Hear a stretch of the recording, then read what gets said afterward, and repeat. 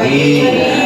Selamat datang di ruang kata Indah. Selamat datang Pak Budi. Terima kasih sudah berkenan menyempatkan untuk hadir pada kegiatan penghibasan praktik baik dan aksi nyata modul 1.4 kegiatan program pelatihan guru penggerak. Jadi Bapak Ibu diundang hari ini ke ruangan kata Indah ini adalah karena kami selaku CGP atau calon guru penggerak ingin menghibaskan kepada Bapak Ibu tentang modul 1.4 yang membahas tentang budaya positif. Jadi ini adalah aksi nyata dan praktik baik yang ingin kami bagikan kepada Bapak Ibu dan sudah kami lakukan.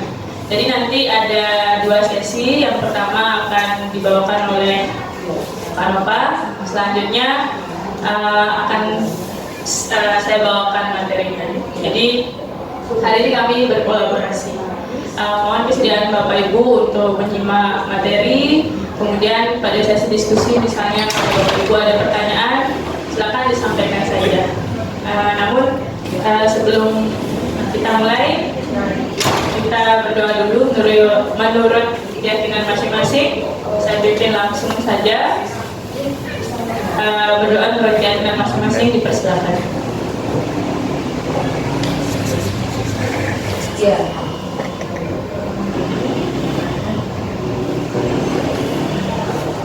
Berdoa dapat dihadiri. Baik, selanjutnya kami mohon kesediaan pada Bapak Komang Mulyadi Wijaya selaku Wakil Kepala Sekolah Bapak untuk memberikan kesempatan beberapa kata-kata sambutan sebelum mulai kegiatan. Kepada Bapak,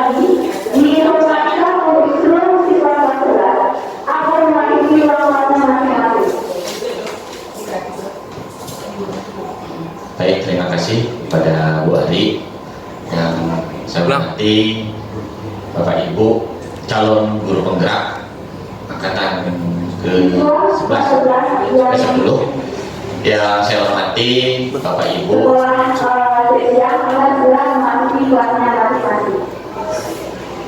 peserta diseminasi. Ya, jadi Bapak Ibu peserta diseminasi yang sudah hadir pada pagi hari ini. Yang pertama, yang awali sambutan ini dengan mengaturkan Pak Jalumat. Baik, terima kasih kepada Ibu Adi atas waktunya. Sebelumnya yang awali sambutan ini dengan mengaturkan pengajian Jumat. Om Swastiastu. Yang saya hormati Bapak Ibu calon guru penggerak angkatan ke-10. Yang saya hormati pula Bapak Ibu peserta diseminasi pada hari ini.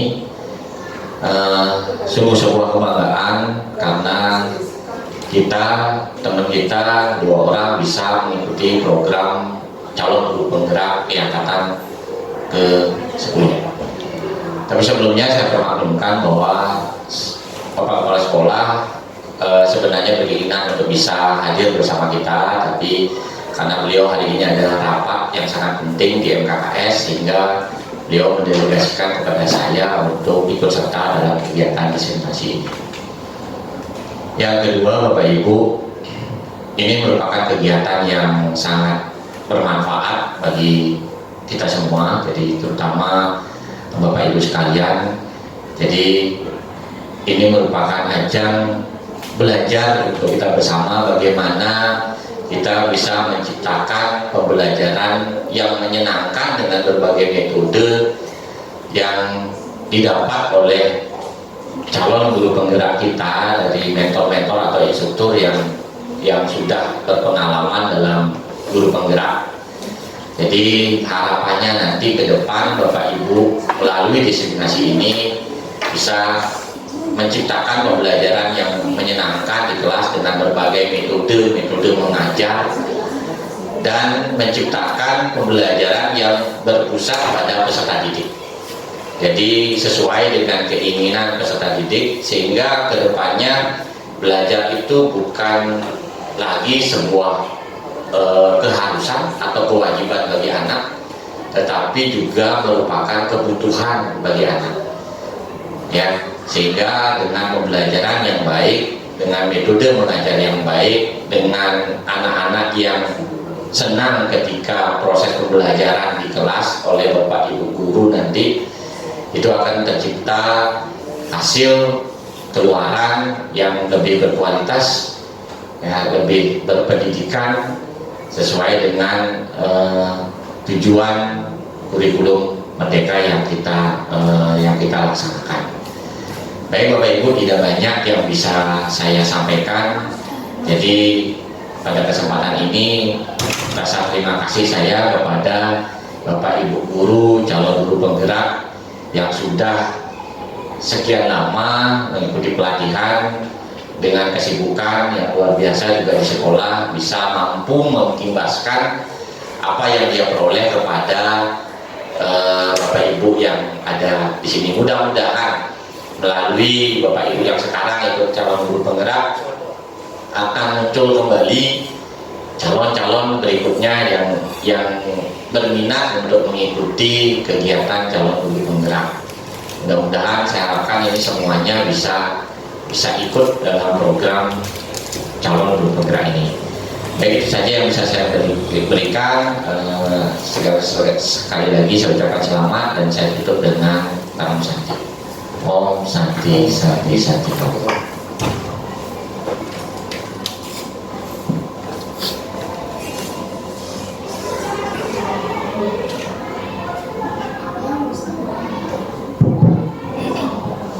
Baik, terima kasih banyak Pak Widi atas sambutannya. Jadi kita akan langsung mulai saja, dimulai dari pemaparannya Pak Nova. Namun pada Pak Widi, misalnya ada kegiatan yang tidak bisa Bapak tinggalkan, Bapak bisa melanjutkan kegiatannya. Terima kasih sudah menyempatkan untuk memberikan sambutan. Saya tinggalkan Bapak Ibu selama berdestinasi. Silakan belajar dengan rajin ya. Terima kasih Pak. Ini untuk ini. Sotek. Daya. Apa itu? Ya baik Bapak Ibu, kita langsung mulai saja. Jadi seperti yang sudah saya sampaikan di awal, untuk hari ini pengimbasannya atau destinasinya ada 2 sesi. Penyanyi pertamanya ada Pak Nova, penyanyi keduanya saya sendiri. Jadi kita langsung mulai saja. Untuk hari ini temanya budaya positif Bapak Ibu ya. Kepada Bapak Ibu, selamat mengikuti kegiatan pengimbasan. Baik, terima kasih Bu Ari. Baik, selamat pagi Bapak Ibu peserta desiminasi, di mana saya di sini mengambil tema yaitu penerapan segitiga restitusi dalam penumbuhan budaya disiplin siswa. Baik, tujuan dari desiminasi ini yaitu guru dapat mendemonstrasikan pemahamannya mengenai konsep-konsep inti segitiga restitusi dalam menumbuhkan budaya disiplin siswa di sekolah.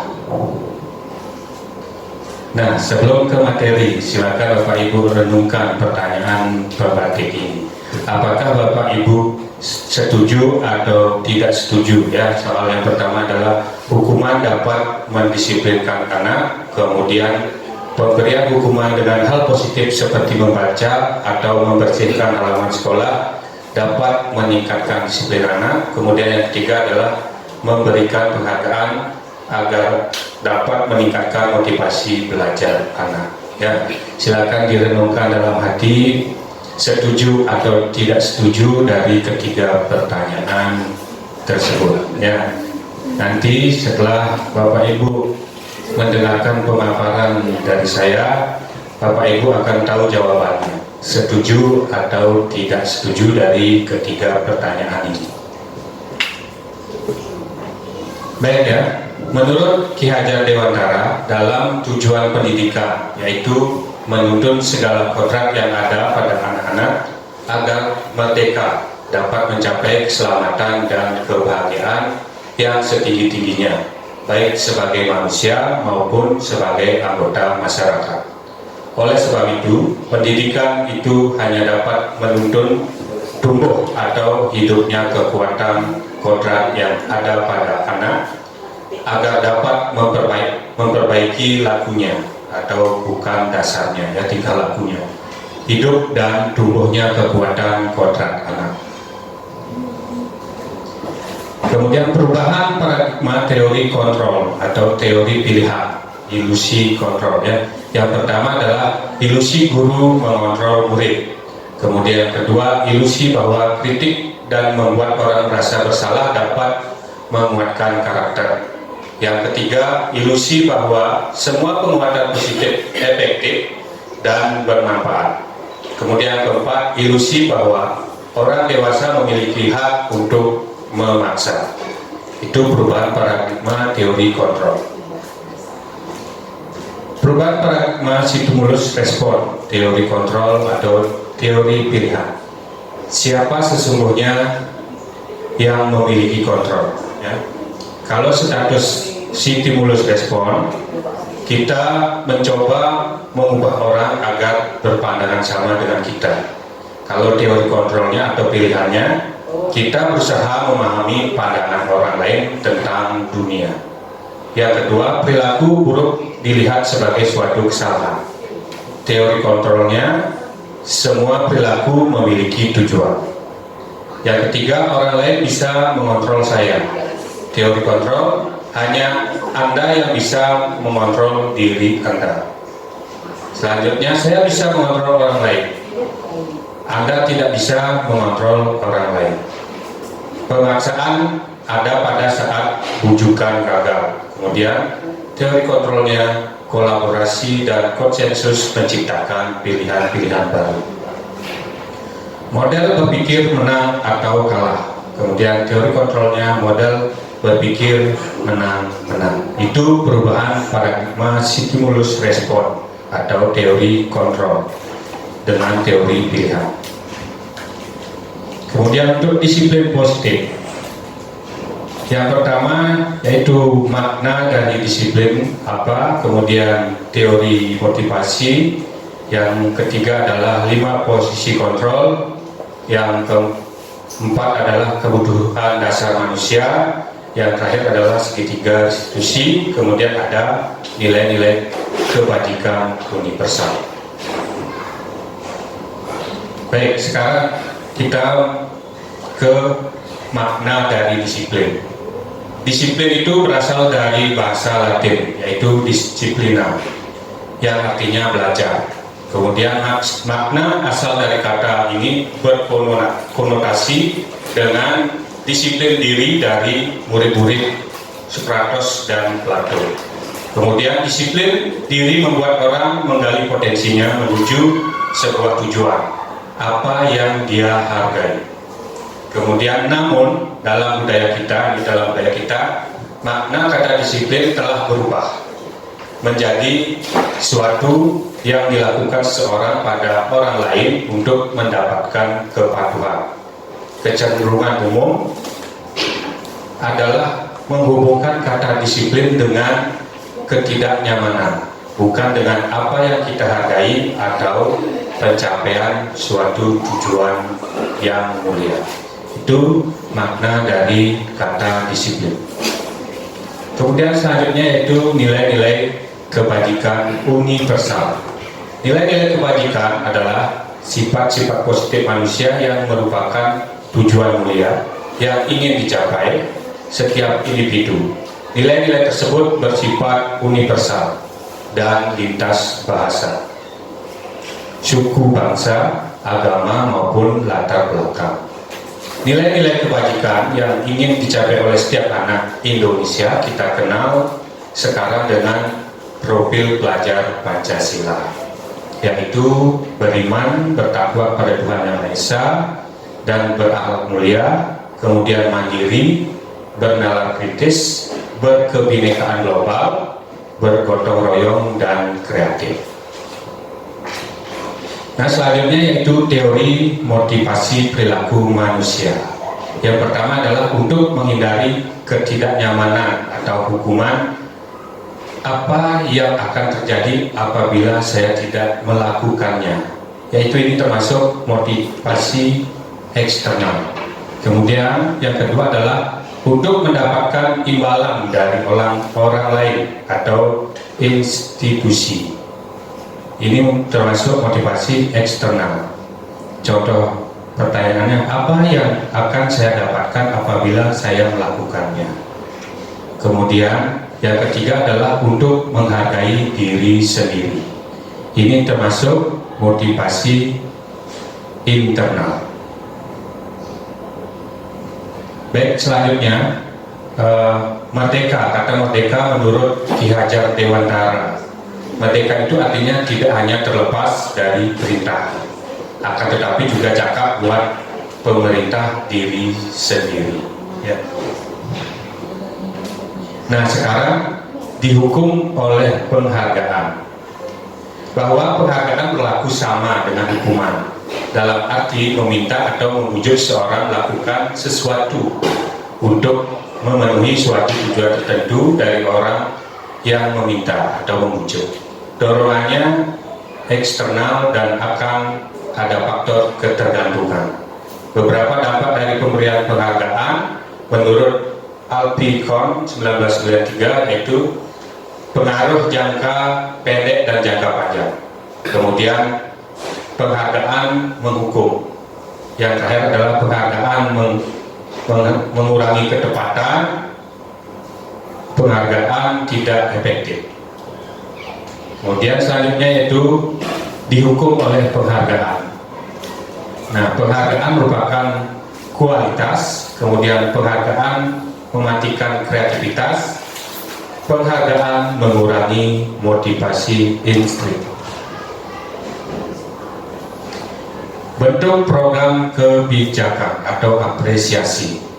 Dalam memberikan apresiasi atau pengakuan perlu diingat beberapa hal. Ya, yang pertama adalah beri pengakuan secara khusus, kemudian beri pengakuan secara pribadi, yang ketiga beri pengakuan kepada semua murid, artinya semua murid diberi secara bergantian, kemudian beri pengakuan secara konsisten, kemudian yang terakhir adalah fokus pada prosesnya.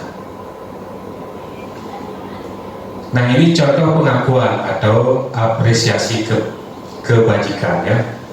Di pembuka kemarin saya perhatikan, kemudian untuk nilai kebajikannya adalah rasa empatimu besar sekali. Nah, kemudian situasi pada saat menolong murid baru di kelas kita. Kemudian yang kedua adalah saya menghargai. Kemudian nilai kebajikannya adalah kepedulianmu, situasi pada saat kamu membantu teman-temanmu di tugas kelompok. Yang terakhir adalah terima kasih untuk. Kemudian nilai kebajikan adalah rasa tanggung jawabmu, situasi pada saat kamu memungut kertas-kertas yang berserakan di lantai atau pada saat memungut sampah ya. Nah, sekarang Bapak Ibu ya, ini ada sebuah pertanyaan ya, beberapa pertanyaan, yaitu perbedaan hukuman dengan konsekuensi ya. Apa perbedaan antara hukuman dengan konsekuensi? Yang pertama yaitu mencatat 100 kali di dalam buku dengan kalimat saya tidak akan terlambat lagi karena terlambat ke sekolah. Ini termasuk hukuman atau konsekuensi Bapak Ibu? Hukuman. Baik, yang bisa jawab mohon diangkat tangannya. Ya, silakan Pak Dedi. Terima kasih. Saya ini Hukuman ya. Mencatat 100 kali di dalam buku kalimat dengan kalimat ya, saya tidak akan terlambat lagi karena terlambat ke sekolah, ini termasuk hukuman ya. Kemudian yang kedua, lari mengelilingi lapangan basket 2 kali karena terlambat hadir di sekolah. Baik Bapak Ibu yang bisa silakan angkat tangan. Ya, silakan Bu Rini. Dilakukan hukuman Pak. Dilakukan ini termasuk hukuman ya, termasuk hukuman ini. Yang ketiga, murid diminta untuk push up 15 kali karena tidak menggunakan masker ke sekolah atau tidak menggunakan atribut ke sekolah. Ini termasuk hukuman atau konsekuensi. Ya, silakan Bu Eti. Termasuk hukuman, Pak. Baik ya, ini termasuk hukuman ya. Nah, yang soal berikutnya, mengajukan kertas tugas teman yang telah dicoret-coret. Ini termasuk konsekuensi atau hukuman? Ya, silakan Bu Dini. Kalau menurut saya ini termasuk konsekuensi. Ya, ini termasuk konsekuensi. Konsekuensi.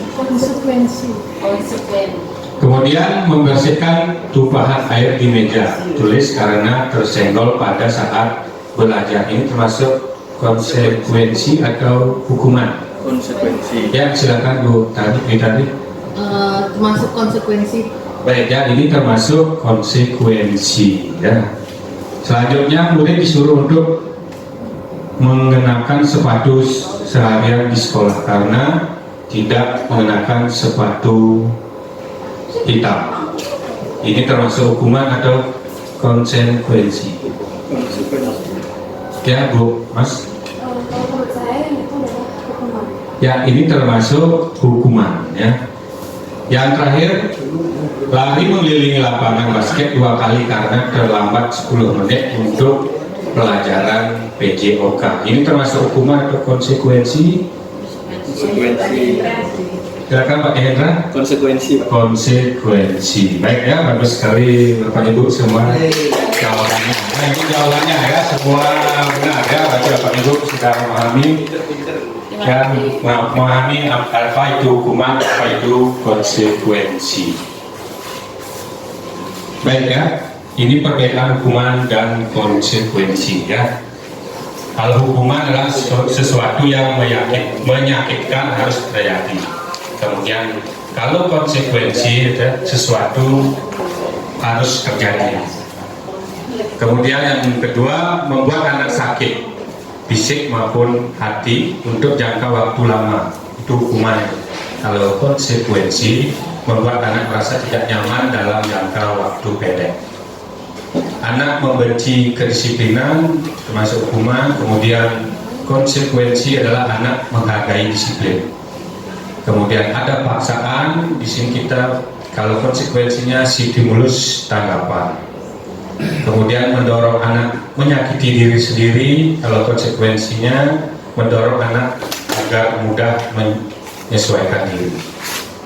Kemudian konsep diri yang buruk, kemudian ada konsep diri yang baik. Kemudian anak belajar untuk menyembunyikan kesalahan. Anak belajar untuk mematuhi peraturan. Kemudian marah, rasa bersalah, dipermalukan atau merasa tak dihargai, itu hukuman. Kemudian kalau konsekuensi, kehilangan hak, dibuat tidak nyaman, kemudian diasingkan untuk sementara atau keep out ya.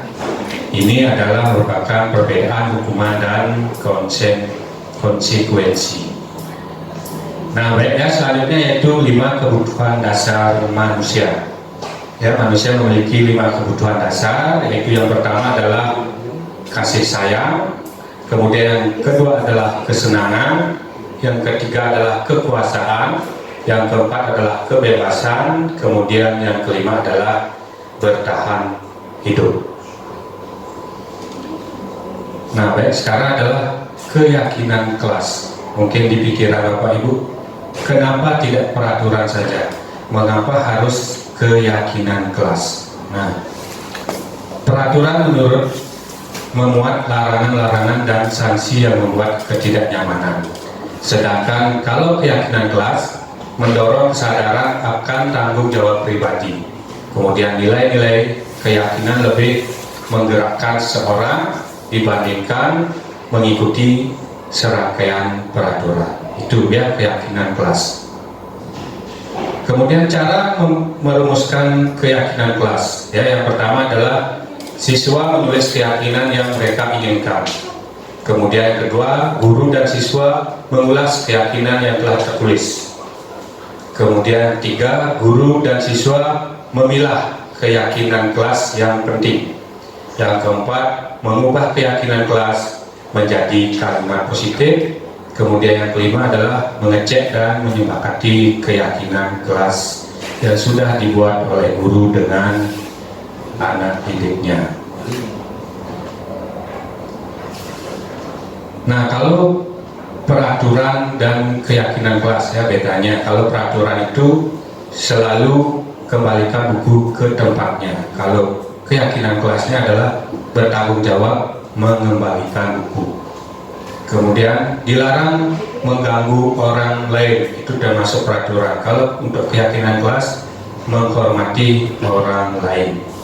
Kemudian dilarang terlambat berangkat ke sekolah. Keyakinan kelas berangkat sekolah tepat waktu. Kemudian dilarang melakukan kekerasan.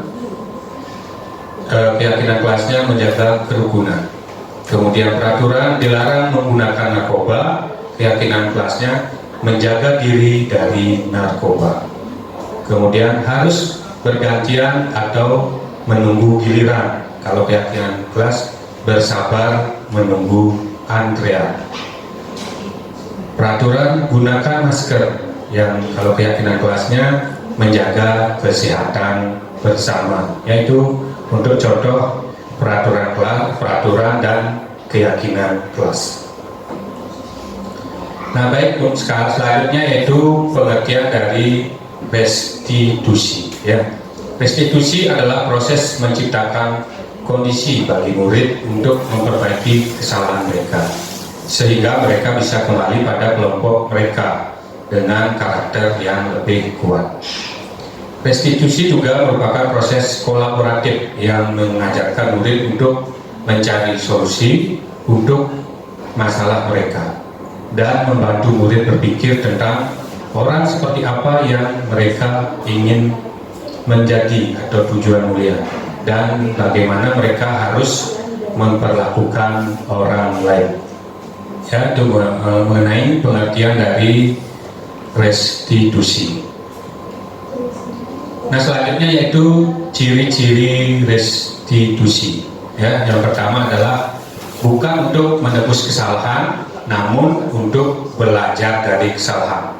Kemudian yang kedua, memperbaiki hubungan dari sebuah kesalahan. Yang ketiga, memberikan tawaran atau bukan paksaan. Yang keempat, restitusi menuntut untuk melihat ke dalam diri. Yang kelima, restitusi mencari kebutuhan dasar yang mendasari tindakan. Yang keenam, restitusi fokus pada karakter bukan tindakan. Yang ketujuh, restitusi fokus pada solusi. Yang kedelapan yaitu restitusi membalikan murid yang berbuat salah pada kelompoknya. Itu ciri-ciri dari restitusi. Baik, ini mengenai kalau menjalankan restitusi, ya, ada identitas gagal, kemudian ada identitas sukses. Yang termasuk identitas gagal adalah pemberian hukuman, ya, bisa dilihat dari tayangan slide di depan, ya. Kalau hukuman itu contohnya sesuatu yang menyakitkan harus terjadi, ya, ini sifatnya negatif. Kemudian kalau identitas yang sukses, yang kalau konsekuensi ini termasuk yang netral, ya. Kalau kita menjalankan konsekuensi ini, berarti ini netral, termasuk contohnya sesuatu yang harus terjadi, ya. Apa yang harus terjadi berarti itu termasuk konsekuensi, ya. Berarti itu memang netral. Kalau kita memberikan hukuman berarti itu bersifat negatif. Kemudian yang restitusi ini bersifat positif, ya. Berarti restitusi merupakan pilihan, ya. Ada nanti saya akan tayangkan video tentang penanganan siswa yang terlambat. Nah, segitiga restitusi ini ada 3, ya. Yang pertama adalah menstabilkan identitas, ya. Menstabilkan identitas, kemudian ada validasi kebutuhan, kemudian yang ketiga adalah menanyakan keyakinannya.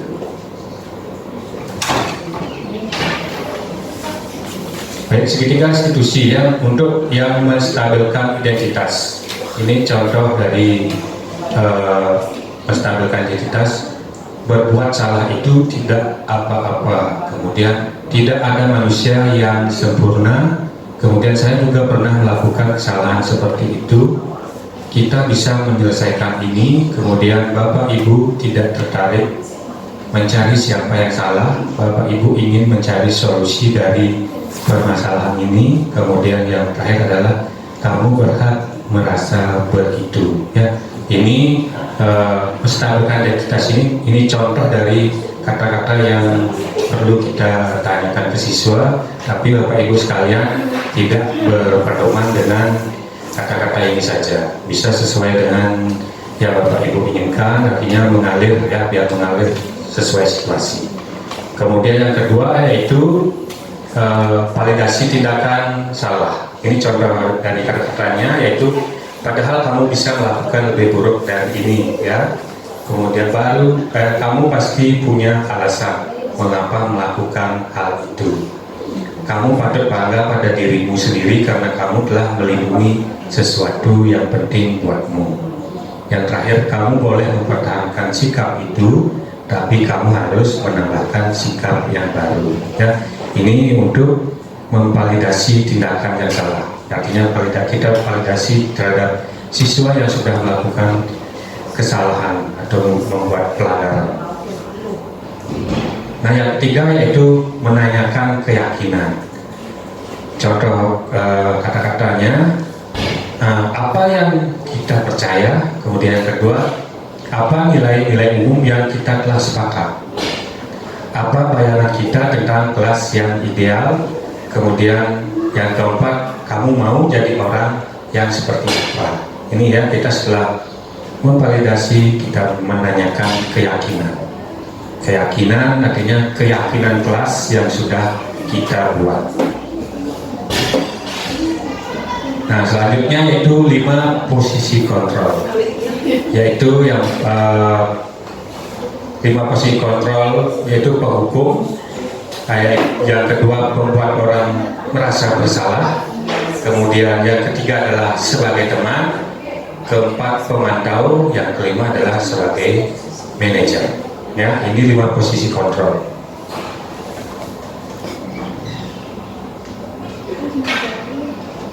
Nah, di sini saya menyampaikan rancangan tindakan aksi nyata yang saya terapkan ini. Judulnya yaitu budaya disiplin, yaitu penerapan segitiga institusi dalam menumbuhkan budaya disiplin. Ya.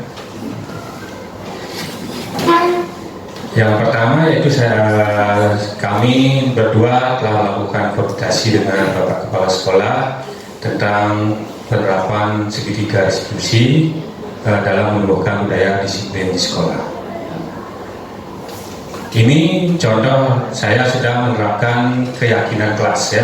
Di dalam pembelajaran saya telah menerapkan keyakinan kelas, artinya langkah-langkah membentuk keyakinan kelas, mengajak siswa meyakini nilai-nilai budaya positif tentang tanggung jawab sebagai siswa, kemudian bagaimana menghargai dan menghormati orang lain, dan seterusnya. Kemudian mengajak siswa membentuk komitmen bersama tentang apa yang seharusnya dan tidak sepatutnya dilakukan. Baik, ya, dalam menerapkan keyakinan kelas ini, Bapak Ibu bisa di awal pembelajaran dengan siswa di setiap kelas Bapak Ibu mampu bisa membuat keyakinan kelas. Kenapa membuat keyakinan kelas? Keyakinan kelas ini dibuat agar siswa lebih semangat nanti dalam pembelajaran, kemudian lebih menumbuhkan karakter siswa. Ya, Bapak Ibu, ini ada foto-fotonya, ya. Kemudian hasil dari keyakinan kelas yang sudah dibuat tersebut kita tempel di depan, ya, di tembok di depan. Karena kenapa? Biar tiap hari siswa tersebut bisa melihat keyakinan kelas yang sudah disepakati kelas tersebut. Nah, apabila dia terlambat masuk ke kelas, berarti keyakinan kelas yang dilanggar adalah siswa tersebut terlambat, adalah artinya siswa tepat waktu masuk kelas, berarti keyakinan itu yang dilanggar oleh siswa tersebut. Baik, selanjutnya ini penerapan segitiga restitusi pada siswa yang terlambat. Nah, langkah-langkah penerapannya yaitu yang pertama menstabilkan identitas. Ya, kita menanya ke siswanya, semua siswa pasti pernah melakukan kesalahan atau kamu bukan satu-satunya siswa yang melakukan kesalahan. Ya, itu bisa dengan menggunakan kata-kata itu kepada siswa ya. Ini adalah menstabilkan identitas. Kemudian yang kedua adalah memvalidasi, ya, validasi kebutuhan. Kamu tahu punya alasan mengapa kamu sampai datang terlambat. Kemudian bagaimana cara agar kamu tidak datang terlambat lagi. Kita itu untuk validasi. Kemudian tiga adalah menanyakan keyakinan. Nah, di kelas kalian telah menyepakati nilai-nilai budaya positif kan? Kamu ingin menjadi seperti apa jika datang terlambat begini, ya? Nah, kata-kata ini atau kalimat ini jangan terlalu dihafal ya Bapak Ibu ya. Ini Bapak Ibu harus bisa menggunakan kata-kata lain yang sesuai ya, biar mengalir begitu saja dan tidak monoton nanti untuk menangani siswa yang terlambat dan sekolah atau terlambat mengikuti pembelajaran dari Bapak Ibu. Nah, selanjutnya saya akan tampilkan video tentang penerapan segitiga restitusi, di mana di sini ada dua kasus ya. Yang pertama yaitu kasus terlambat mengikuti pembelajaran, kemudian yang kedua adalah tentang kasus tidak mengerjakan tugas.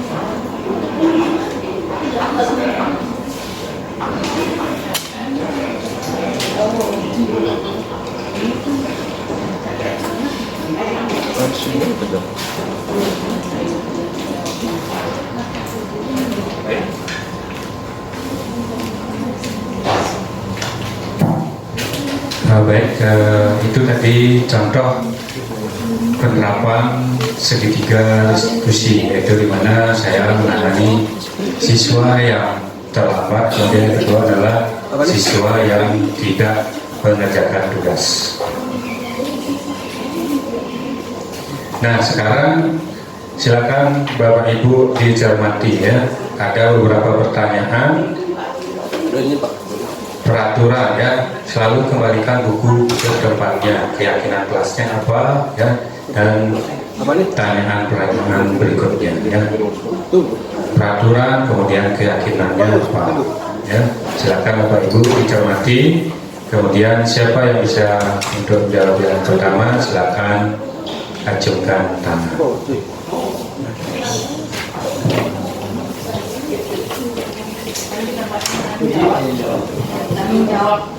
Ayo Bapak Ibu, yang pertama siapa? Ya, Bu Dayu dulu ya, silakan Bu Dayu. Pertama itu keyakinan kelasnya adalah tanggung jawab. Keyakinan kelasnya adalah tanggung jawab. Kemudian untuk yang nomor 2, siapa? Ya, silakan Ibu Dayu ini. Baik, terima kasih. Untuk peraturannya itu adalah dilarang mengganggu orang lain. Itu kalau keyakinan kelasnya menghormati orang lain. Terima kasih. Baik, terima kasih jawabannya. Kemudian yang ketiga, hadir di sekolah 15 menit sebelum pembelajaran dimulai. Ya, silakan Bu Itari. Baik, terima kasih. Peraturan hadir di sekolah 15 menit sebelum pembelajaran dimulai itu adalah keyakinan kelasnya berupa menghormati orang lain dan berkomitmen. Menghormati orang lain dan berkomitmen. Baik, selanjutnya dilarang melakukan kekerasan. Ya, silakan Bu Happy.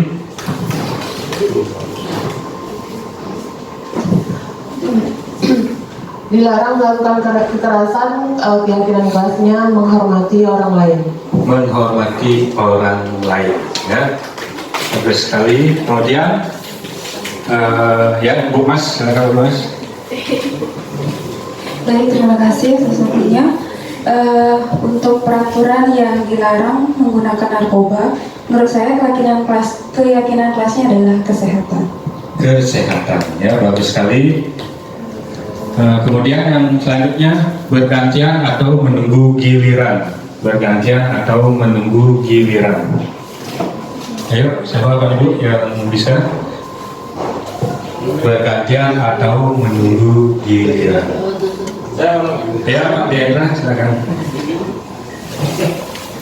Bergantian atau menunggu giliran. Keyakinan kelasnya adalah menghormati orang lain dan bersabar. Bagus sekali ya. Bagus ya, bagus sekali jawabannya. Kemudian selanjutnya gunakan masker. Ya, Bu Eti, silakan Bu Eti. Untuk peraturan menggunakan masker, untuk keyakinan kelasnya yaitu kesehatan dan keselamatan. Kesehatan dan keselamatan. Ya, baik, terima kasih Bu Eti, bagus sekali jawabannya. Kemudian yang terakhir, jangan berlari di kelas atau koridor. Silakan Pak Ibu ya, Pak Edi. Untuk peraturan jangan berlari di kelas atau di koridor. Ya, jadi keyakinan kelasnya yaitu keselamatan dan keamanan. baik ya, keselamatan dan keamanan. Baik Bapak Ibu, terima kasih atas jawabannya ya dari beberapa pertanyaan yang sudah ada di depan. Baik, sekarang kita lihat ya, apakah jawaban Bapak Ibu sesuai ya. Kita lihat ya. Baik ya, jawaban dari Bapak Ibu semua ya bagus-bagus sekali ya, sudah sesuai ya. Tidak sesuai ya. Nah, baik ya, itu pemaparan materi dari saya. Kemudian untuk selanjutnya yaitu sesi diskusi atau tanya jawab. Silakan untuk Bapak Ibu yang memiliki pertanyaan, silakan ajukan tangannya, angkat tangan. Silakan Bapak Ibu, ya Pak Dewi.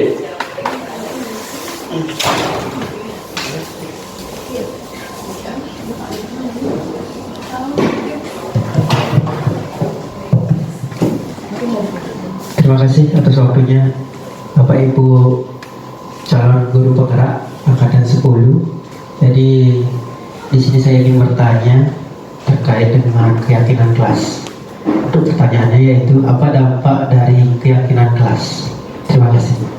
Baik, terima kasih pertanyaan Pak Dedi. Kemudian ada pertanyaan yang lain, silakan. Ya, silakan Pak Ika dulu. Silakan Pak Ika.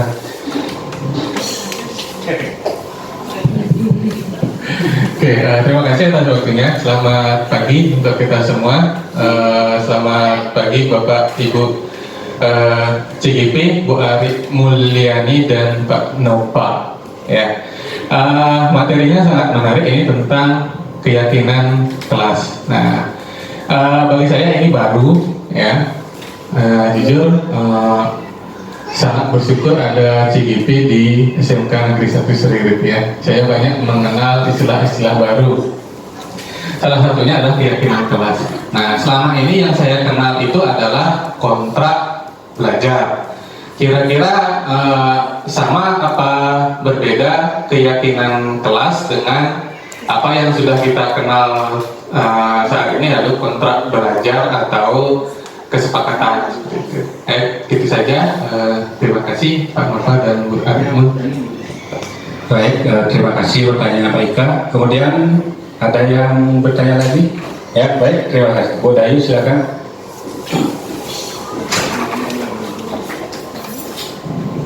Baik, terima kasih atas waktunya.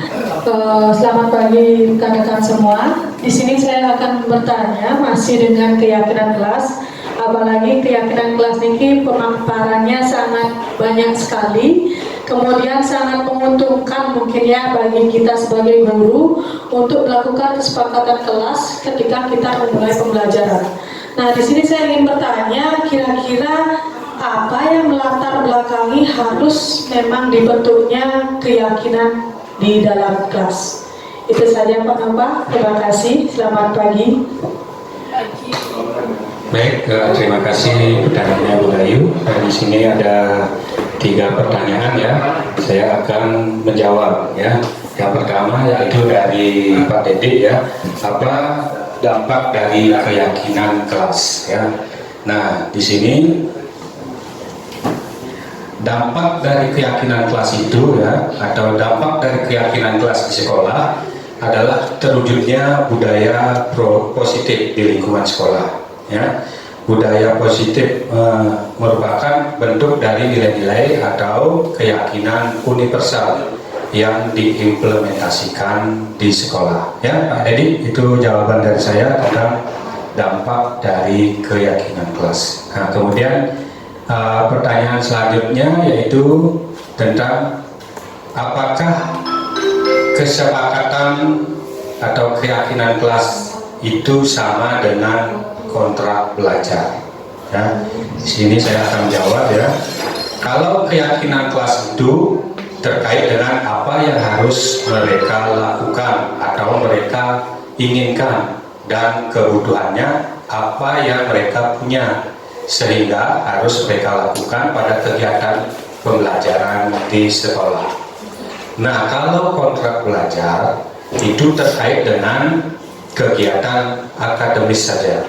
Ya, misalnya ya kegiatan akademis, kalau kontrak belajar itu ya di dalam pembelajaran kita seandainya mempunyai 3 bab. Nah, bab 1 ada 3 pertemuan, kemudian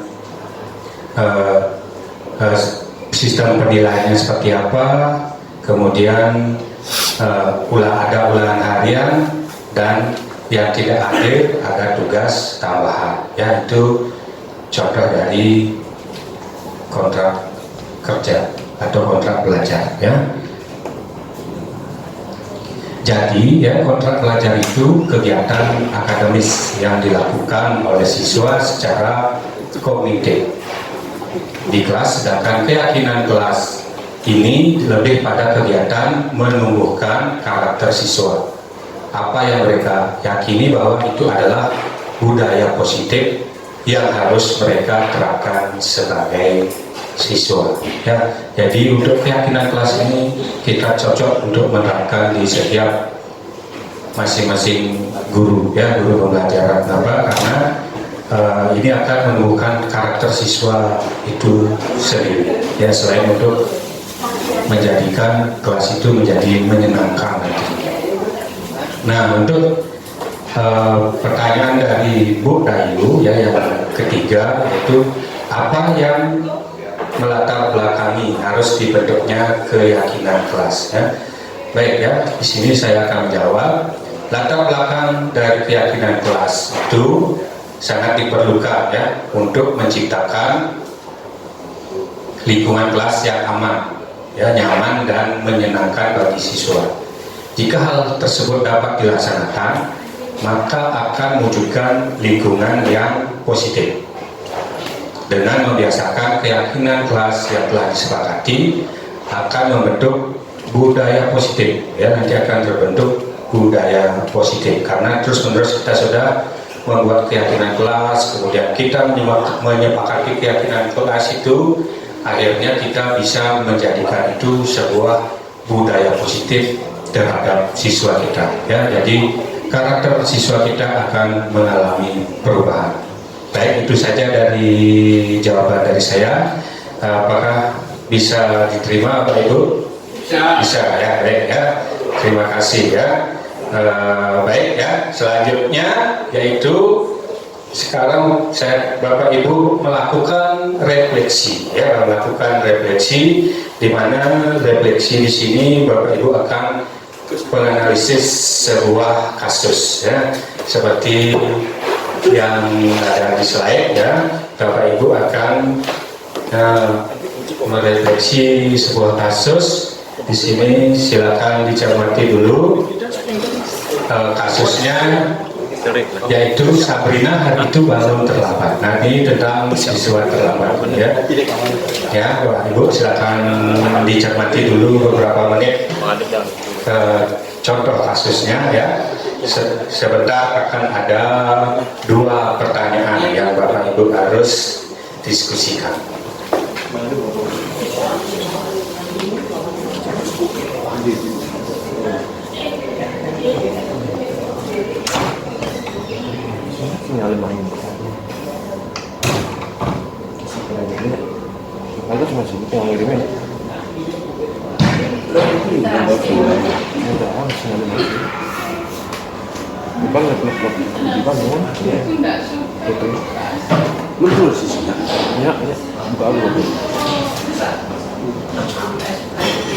Di sini juga silakan dicermati kata-katanya, ya, karena di sini adalah penerapan segitiga restitusi. Ya, di sini ada 3 tahapan nanti.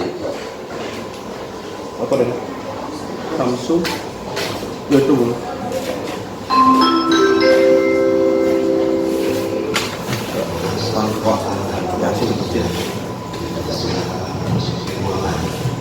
Sudah dicermati, Bapak Ibu?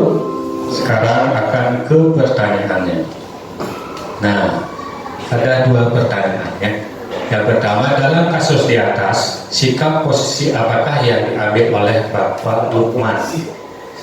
Jelaskan apa indikatornya. Kemudian yang kedua, bila Pak Lukman mengambil posisi seorang manajer, apa yang akan dikatakannya? Kemudian pertanyaan-pertanyaan seperti apakah yang akan diajukan ke Sabrina? Jelaskan. Silakan didiskusikan selama 5 menit Bapak Ibu. Saudara Bapak Ibu yang bisa silakan mengangkat tangan ya.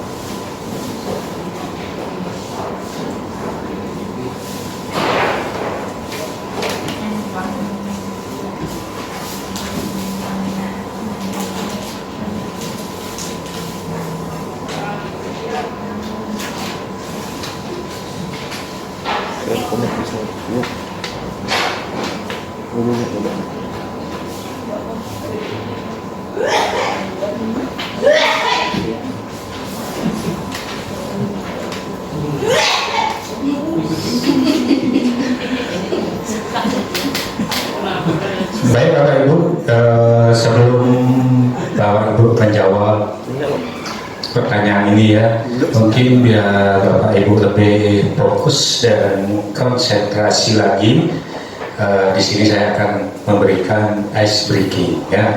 Silakan Bapak Ibu lihat video yang saya putarkan, kemudian Bapak Ibu ikuti gerakannya ya. Silakan Bapak Ibu berdiri semuanya.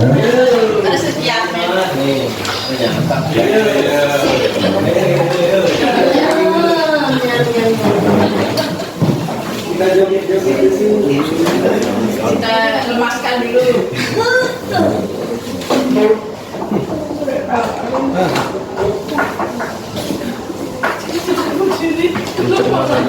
Bentar dulu ya. Pak Lukman. Sayang.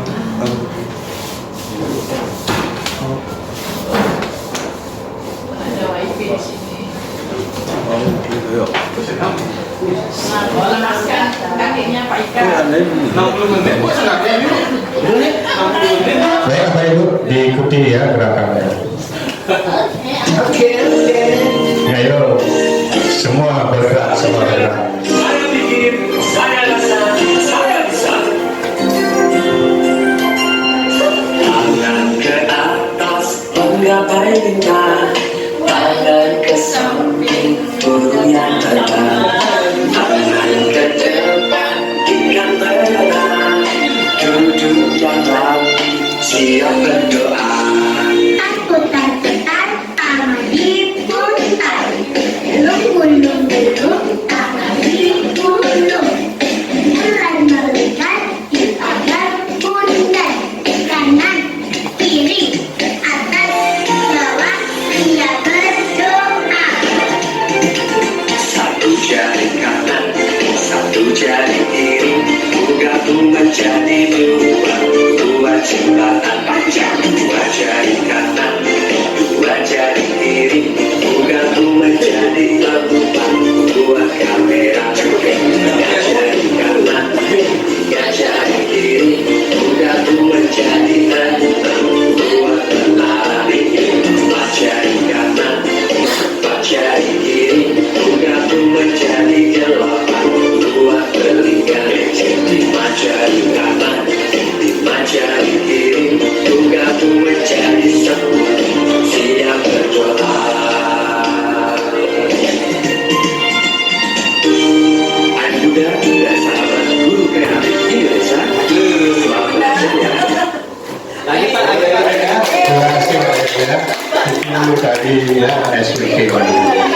Silakan duduk kembali ya Pak.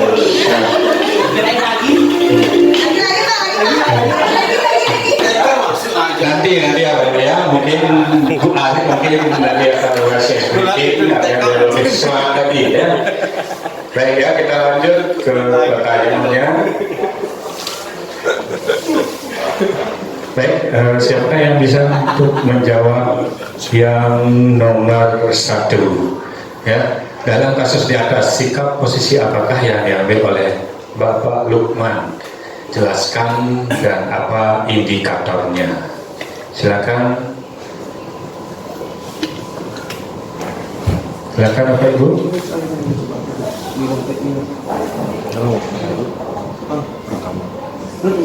Ya, Bu Ayu ini silakan sambil berdiri juga ya. Baik, terima kasih atas kesempatannya Pak Novel. Saya akan mencoba menjawab pertanyaan. Dalam kasus di atas, sikap posisi apakah yang diambil oleh Bapak Lukman? Jelaskan apakah indikatornya. Yaitu posisi Pak Lukman sebagai penghukum dengan memberikan hukuman verbal kepada Sabrina.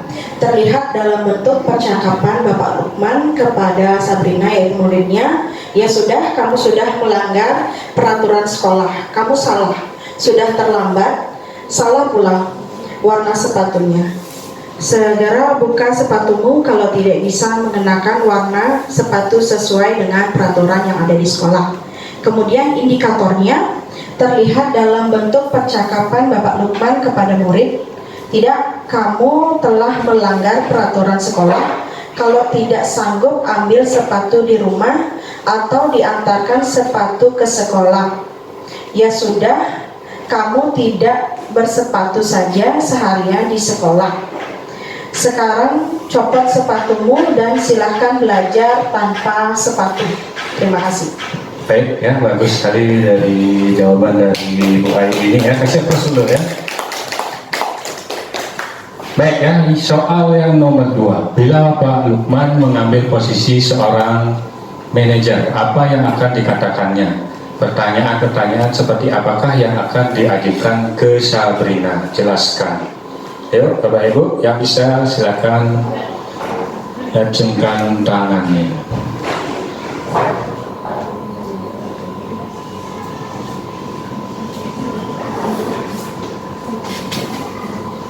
Ya Bapak Ibu.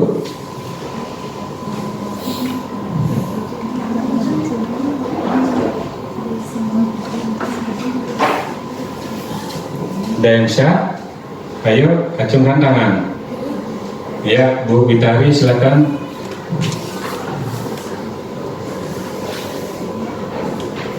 Berdiri ya.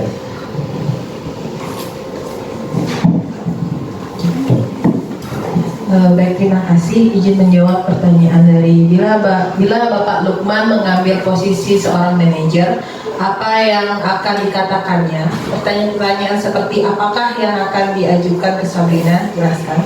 Jadi sebagai guru yang mengambil posisi manajer, kita bisa membahas tentang kesalahan yang diperbuat anak, tetapi lebih kepada mencari solusi atau perbaikan. Misal, apa alasanmu sampai terlambat datang ke sekolah? Jika Bapak ada di posisi kamu, mungkin Bapak akan melakukan hal yang sama. Nah, kemudian apakah ada yang bisa kamu lakukan untuk memperbaiki kesalahan tersebut? Apa rencana kamu selanjutnya untuk memperbaiki kesalahan tersebut? Kemudian kalau menurutmu apakah tindakan terlambat itu sesuai dengan keyakinan sekolah kita? Kemudian langkah-langkah apa saja yang bisa kamu ambil agar kesalahan tersebut tidak terjadi kembali? Seperti itu Pak Novel. Baik, terima kasih jawabannya Bu Itari, bagus sekali ya. Silakan kasih prosedur. Ya. Baik Bapak Ibu barusan sudah melakukan refleksi ya, di mana jawaban dari Bapak Ibu semua sudah sangat bagus sekali ya, sudah sesuai dengan analisis yang Bapak Ibu lakukan. Baik ya, sebelum saya akhiri, di sini saya akan menyimpulkan pemaparan materi yang sudah saya lakukan tentang budaya positif ya, di mana yang pertama adalah posisi kontrol ada pada diri kita sendiri ya. Berarti posisi kontrol itu ada pada diri masing-masing Bapak Ibu sekalian. Kemudian yang kedua adalah hukuman dan penghargaan justru berdampak negatif ya, pada siswa. Kemudian ketiga, mendisiplinkan anak dengan cara menciptakan kesadaran pada diri anak. Kemudian yang keempat, keyakinan kelas dibuat secara bersama-sama untuk menciptakan kesadaran diri pada siswa. Kemudian yang kelima, ada 5 posisi kontrol guru. Yang pertama adalah sebagai penghukum, kemudian yang kedua adalah sebagai teman, yang ketiga sebagai pembuat rasa bersalah, kemudian yang keempat ada pemantau, kemudian yang terakhir adalah sebagai manajer. Ya. Kemudian yang keenam, langkah-langkah segitiga restitusi, ya, atau penanganan sebuah masalah. Di sini ada 3. Yang pertama adalah menstabilkan identitas, kemudian yang kedua adalah validasi kebutuhan, kemudian yang terakhir adalah menanyakan keyakinan. Baik, itu pemaparan materi dari saya. Kalau apabila ada salah kata, baik disengaja ataupun tidak, saya ucapkan minta maaf sebesar-besarnya. Akhir kata saya tutup dengan para Santi. Om Santi Santi Santi Om. Baik, itu selanjutnya akan dilanjutkan oleh Ibu Ari Mulyana.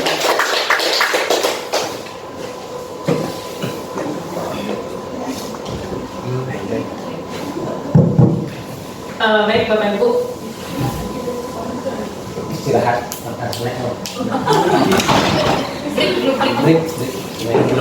Jam. Dilanjut aja Pak. Stop nih. Stop. Ulang. Untuk sesi kedua ini saya yang menyajikan materi. Tadi sebenarnya sudah disampaikan oleh Pak Nova ya. Tugas saya di sini hanya untuk menajam-najamkan saja gitu Bapak Ibu. Ibaratnya Pak Nova sudah raut pensilnya pakai pisau ya. Saya raut pensilnya pakai yang otomatis. Jadi lebih tajam, lebih halus. Harapan saya begitu ya. Jadi untuk awalannya kita akan main game Bapak Ibu ya. Oke, saya bawa sesuatu di genggaman tangan saya. Jadi tugas Bapak Ibu ini adalah dalam waktu 30 detik membuka dengan cara apapun, bisa merayu, mengancam. Yang penting yang saya pegang ini Bapak Ibu nggak tahu apa kan.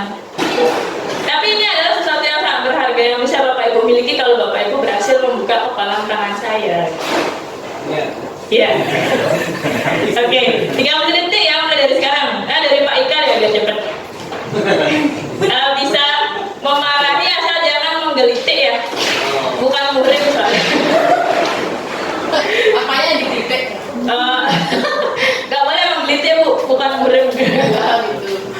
Ya, Pak Ika, bisa nggak Pak Ika coba buka? Tapi nggak boleh ini ya, buka paksa pakai tangan ya.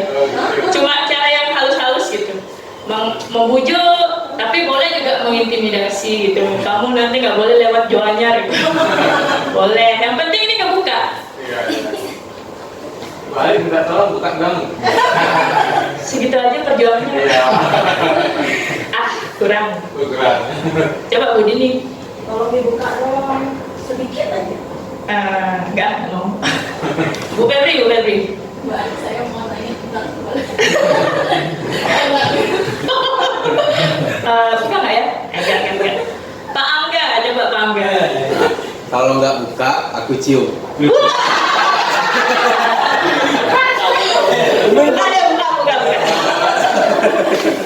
Oke, sudah buka ya.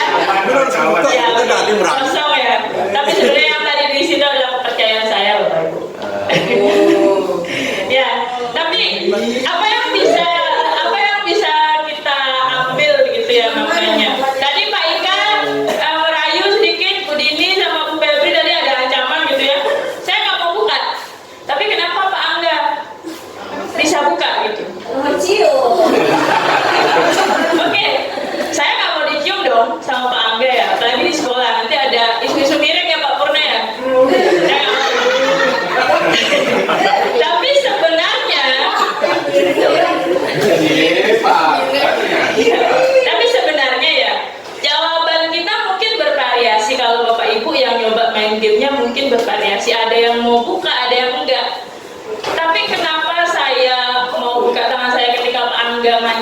menyium saya gitu. Sebenarnya saya membiarkan diri saya itu seakan-akan menuruti gitu ya. Sebenarnya orang lain nggak bisa mengontrol orang lain, kita nggak bisa mengontrol orang lain. Kenapa kadang-kadang murid kelihatan patuh gitu ya? Karena dia mengizinkan dirinya untuk dikontrol. Kalau kita nggak mengizinkan, kita nggak akan seperti saya tadi, nggak akan kebuka tangannya ya, karena kontrol itu ada pada diri kita sendiri. Orang lain nggak bisa mengontrol kita. Itu intinya Bapak Ibu yang mau saya sampaikan. Jadi mesti harus diancam dicium dulu ya. Nah ini yang selama ini ada miskonsepsi ya, tadi disampaikan sama Pak Nokta, bahwa kita bisa mengontrol murid. Nah jangan sampai salah baca Bapak Ibu ya, kontrol. Bahwa ada penguatan positif itu kadang-kadang efektif, padahal enggak Bapak Ibu, enggak begitu efektif. Misalnya ya, saya ada murid ya Pak Ika ya, kamu aja belajar ya, nanti pas Ibu di kelas kamu pokoknya yang aktif, nanti saya kasih poin 50 gitu misalnya. Padahal itu enggak efektif. Sewaktu-waktu kita enggak masuk, kita enggak bisa menjanjikan apa-apa, dia akan balik lagi. Atau dia hanya nurutnya sama kita aja. Ketika kelas saya digantikan sama Bu Witari itu misalnya, dia nggak akan mau nurut. Jadi penguatan positif enggak selamanya efektif. Terus kebalikannya, kritik membuat orang merasa bersalah. Enggak juga. Coba Bapak Ibu dikritik di depan banyak orang, muncul rasa bersalah? Enggak, yang ada pada dendam kan. Itu seakan-akan kita aja yang salah gitu loh. Padahal ada yang lebih buruk dari kita, kenapa enggak digituin juga? Ya, terus ilusi yang keempat yang selama ini kita percayai, orang dewasa punya hak untuk memaksa, padahal enggak. Ya, Pak Ika tadi, Pak Ika kan lebih dewasa dari saya ya. Tadi Pak Ika coba maksa saya buka tangan, kalau saya nggak mau, saya tetap nggak akan buka tangan saya dong. Gitu, padahal enggak, ini yang salah tentang makna kontrol ya. Sebenarnya teori dari kontrol itu adalah kita harus memahami setiap orang itu punya kebutuhan yang berbeda. Setiap tindakan punya tujuannya gitu ya. Nah ini tadi sudah disampaikan oleh Pak Nova juga. Saya pikir kita semua sudah sepakat dengan hal ini. Jadi jangan lagi ada stimulus respon. Kita kasih pancingan-pancingan, baru ada yang merespon. Tapi kita lebih ke teori kontrol. Jadi harapannya kita ada di kolom teori kontrol pelaksanaannya gitu.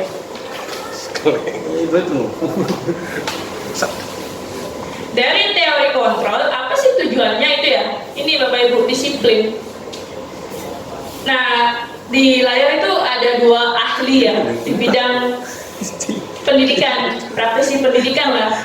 Kalau Pak Ki Hajar Dewantara kan itu sudah panutan kita semua ya. Bahkan dari luar pun mengagumi pandangan-pandangan beliau. Kalau menurut Ibu Dayen Gosen, saya nggak tahu bacanya gimana ya Miss Febri. Disiplin itu dari kata disiplin artinya belajar, dan disiplin sama dengan disciple atau murid mengikut.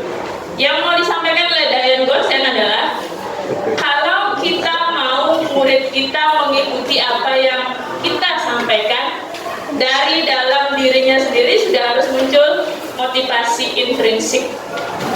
Jadi kalau kita misalnya suruh dia ikut praktik dengan tertib, dia harus tahu dulu kenapa saya harus ikut praktik.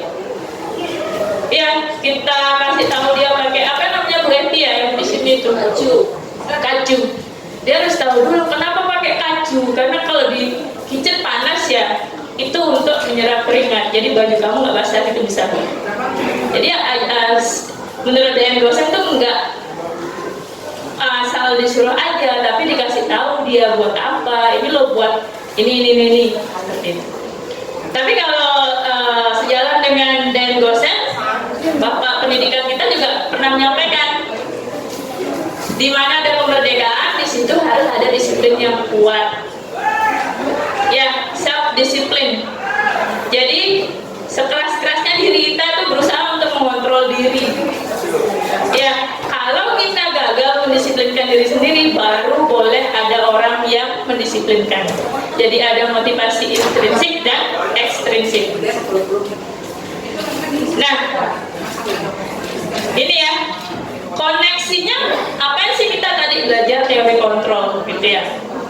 Apa koneksinya sama disiplin? Sebenarnya kita sebagai pendidik itu tujuannya menciptakan anak-anak yang memiliki disiplin diri. Ya, dengan mengacu pada nilai-nilai kebajikan. Namanya kebajikan ya Pak Purna ya. Itu adalah yang baik-baik, yang mulia-mulia aduh. Mungkin tidak termasuk mulyani juga ya. Tapi ini yang sifatnya universal, tidak mengandung ajaran agama tertentu, tapi sifatnya universal. Semua bisa memahami gitu ya.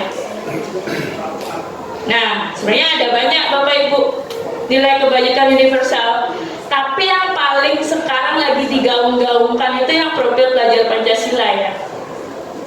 Sebenarnya selain profil pelajar Pancasila ada banyak lagi.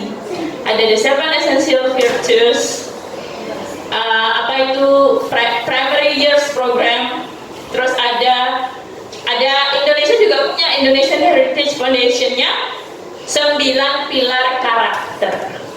Jadi ini contoh-contoh nilai kebajikannya yang kita inginkan siswa itu muaranya tuh gini loh.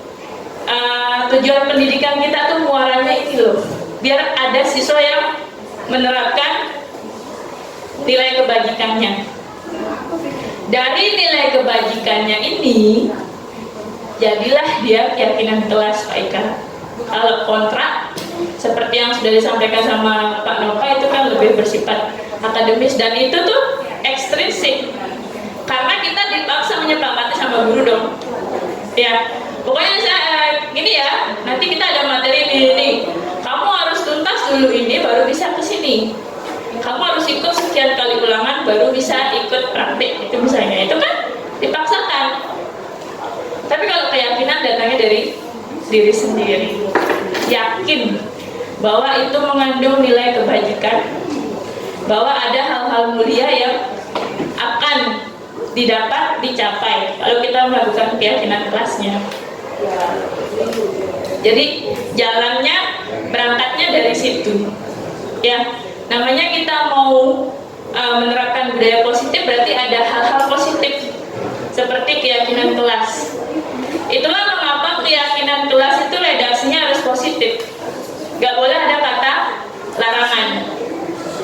Jadi dilarang berlari di koridor, diganti di koridor harus berjalan, seperti itu. Dan ini sifatnya lebih abstrak karena sesuatu yang kita yakini, seperti itu. Nah, ini tata caranya. Pernyataannya universal, diambil dari nilai kebajikan yang tadi dan dalam bentuk positif. Itu ya intinya sekali, positif. Ya, ini salah satu contoh keyakinan kelas yang saya buat dan sudah diskusikan dengan siswa, walaupun yang apa namanya nggak saya diskusikan dengan satu kelas tertentu ya, tapi semua kelas yang saya ajar setelah saya rundingkan, saya gabung-gabungkan ya, payungnya sama. Siswa bilang nggak boleh membuli teman di kelas gitu, berarti itu akarnya sama. Kebajikannya adalah format seperti itu, jadilah positif gitu ya. Dan keyakinan kelas itu nggak boleh banyak-banyak Bapak Ibu. Kalau terlalu banyak susah diingat. Sebisanya dibuat jadi akronim yang menarik seperti itu ya. Nah ini masalahnya sekarang ya, kadang-kadang peraturan dilanggar. Yang sudah kita sepakati, kita yakini sama-sama juga dilanggar. Kenapa? karena mungkin saja ada kebutuhan yang belum terpenuhi. Tadi Bapak Ibu sekilas sudah belajar tentang 5 kebutuhan dasar manusia ya. Nah ini ada yang paling utama itu survival, kemudian cinta kasih, penguasaan, kesenangan, dan kebebasan. Ini ada kuisnya Bapak Ibu ya. Kita latihan, kita coba jawab. Nah ini saya kasih contekan dulu. Kalau kebutuhan bertahan hidup itu yang psikologis sama fisiologis, sama ya, itu beda ya. Pokoknya intinya yang papan, sandang, pangan, rasa aman, dan kesehatan. Kalau penguasaan, nah ini diakui gitu ya. Kemudian kasih sayang dan rasa diterima ya, otomatis koneksi dengan orang atau kelompoknya. Kesenangan berarti kebutuhan akan rasa humor, antusiasme, dan melakukan sesuatu yang disukai. Kalau kebebasan ada poinnya, kebutuhan akan kebebasan memilih, bisa menentukan dan mandiri. Jadi ini ya, ada pertanyaan Bapak Ibu? Kita kalau balik, saya bukain langsung dari LMS. Tidak mempengaruhi PMM ya, tidak mempengaruhi kinerja Bapak Ibu. Nah ini dia. Oke, aku senang main kejar-kejaran dengan ibu guru, seru. Kira-kira ini masuk ke kebutuhan apa? Bu Mas Yudhani, coba aja. Gak mempengaruhi kinerja. Kesenangan. Iya betul ya, ada kata seru di situ. Berarti kebutuhan akan permainan. Mungkin menurut dia ibu gurunya lucu, pas terenggah-enggah ngejar dia gitu. Nah ini Pak Purna pasti tahu nih. Dinda seorang anak kelas 3 begitu tiba di rumah dari sekolah mengadu, menangis pada ibunya. Dia bilang, saya benci sama Bu Rani. Bu Rani. Terus dia bilang ini, ibu guru bilang aku tidak boleh bersenandung sewaktu mengerjakan tugas. Katanya kelas harus tenang, tidak ada suara. Kan enggak seru jadinya. Ini dia si Dinda ini dia kebutuhannya apa Pak? Cinta dan kasih sayang. Kita coba ya. Iya, kesenangan ternyata Pak. Karena dia ada kata kuncinya bersenandung. Iya.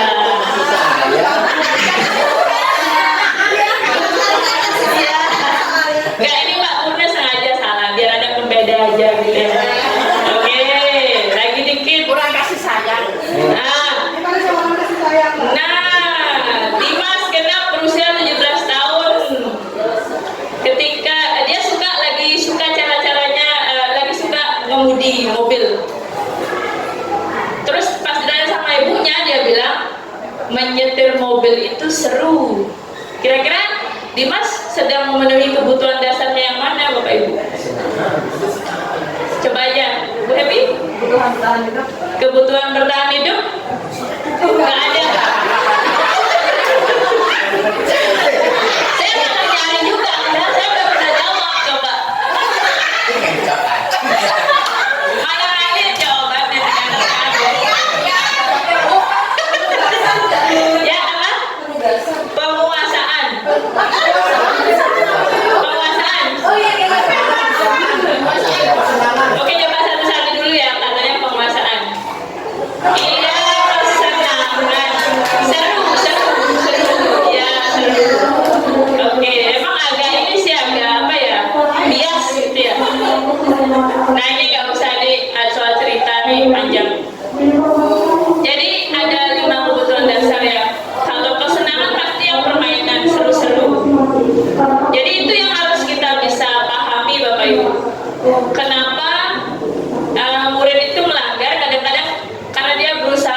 memenuhi kebutuhan dasarnya. Ya balik lagi, maaf. Om Swastiastu. Puji Sambil memberikan doa. Om Swastiastu. Nah ini dikit lagi Bapak Ibu, tadi jadi Bapak Ibu sudah mulai paham ya kenapa dari awal ada keyakinan kelas seperti itu, dan kebutuhan dasarnya itu kalau tidak terpenuhi kadang-kadang dia melanggar gitu ya siswanya. Next, tadi ada 5 kebutuhan dasar manusia. Nah, selain kebutuhan dasar manusia, sebenarnya seseorang itu melakukan sesuatu karena didorong oleh 3 motivasi ini. Yang paling rendah, dia hanya melakukan sesuatu untuk menghindari hukuman, gitu ya. Saya datang tepat waktu karena ada sanksi untuk yang guru-guru terlambat kan. Nah jadi saya menghindari hukuman. Kemudian untuk mendapatkan imbalan atau penghargaan dari orang lain, jadi saya datang tepat waktu, misalnya motivasinya misalnya agar diberikan penghargaan guru berdedikasi gitu misalnya.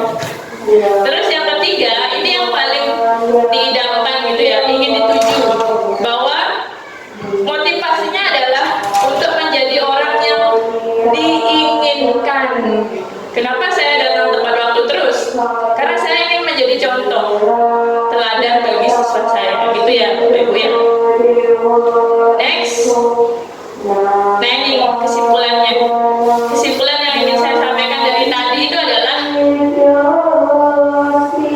ketika siswa kita melakukan pelanggaran, berarti dia mungkin sedang berusaha memenuhi kebutuhan dasarnya Bapak Ibu.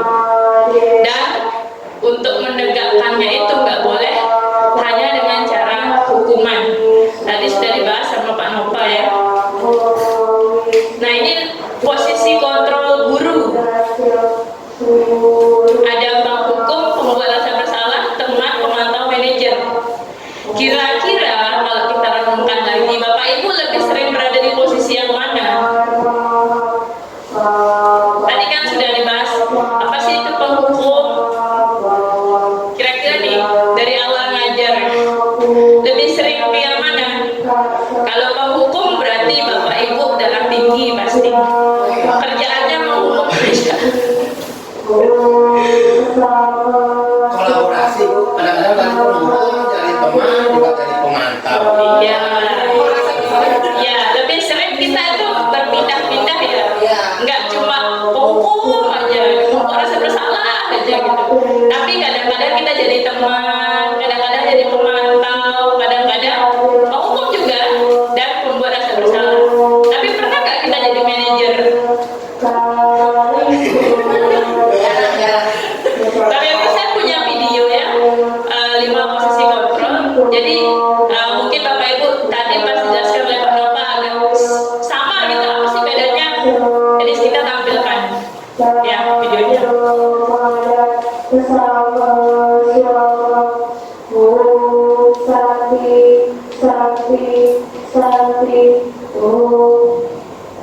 Nah, ini saya punya video. Sebenarnya ini ada di PMM. Saya downloadnya dari situ.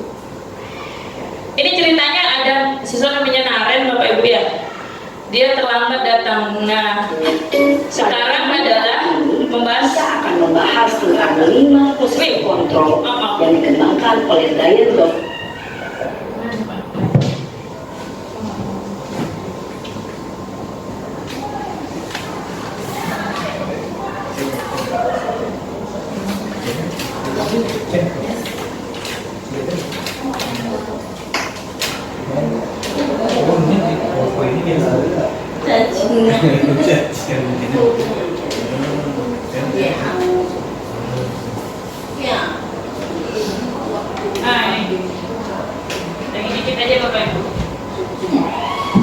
Untuk lebih memahami kelima posisi tersebut. Ini terlambatnya nggak main-main, 20 menit terlambat. Kemarin yang terlambat hadir 20 menit di sekolah dan melihat bagaimana kelima posisi kontrol dalam menghadapi masalah tersebut.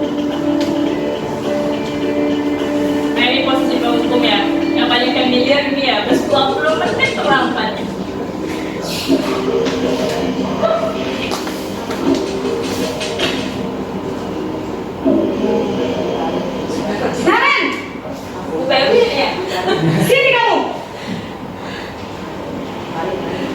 pagi Bu. Selalu terlambat. Kamu deh, pasti terlambat. Maaf Bu, saya... Apa coba? Alasan kamu apa lagi? Kapan sih kamu tidak terlambat? Malas sekali ya kamu jadi anak. Saya... Dasar pemalas. Gak kapok-kapok sih kamu. Sudah berapa kali terlambat? Sana, kamu keliling lapangan basket 2 kali. Kenapa saya harus keliling lapangan basket Bu? Kenapa? Kamu melawan ibu? Berani-beraninya jawab. Sudah terlambat, masih berani jawab pula. Sekarang, keliling lapangan basket 5 kali sekalian. Biar kapok. Cepat. Pergi sana ke lapangan basket. Posisi hukum ya. Coba bayangin anak kita digituin sama gurunya, gregetan nggak? Gak dikasih waktu ngomong gitu. Ngomong malah ditambah hukumannya. Jadi ada hukuman. Hukuman itu sebenarnya penguatan negatif Bapak Ibu ya. Jadi ada timbul rasa sakit muridnya, bisa aja dendam sama gurunya ya. Saya berbicara dengan pas nggak masuk dibakarin duku 1 menyakiti dan menyindir. Nah, ada itu ceritanya. Ada apa ciri-cirinya? Ibu dan bapak guru hebat. Dampak yang terjadi pada murid ketika guru berada pada posisi penghukum adalah murid cenderung akan memberontak, bahkan menyimpan dendam. Dendam, nggak masuk didoain, mati aja sekalian gitu. Digituin. Nah, ini pembuat rasa bersalah.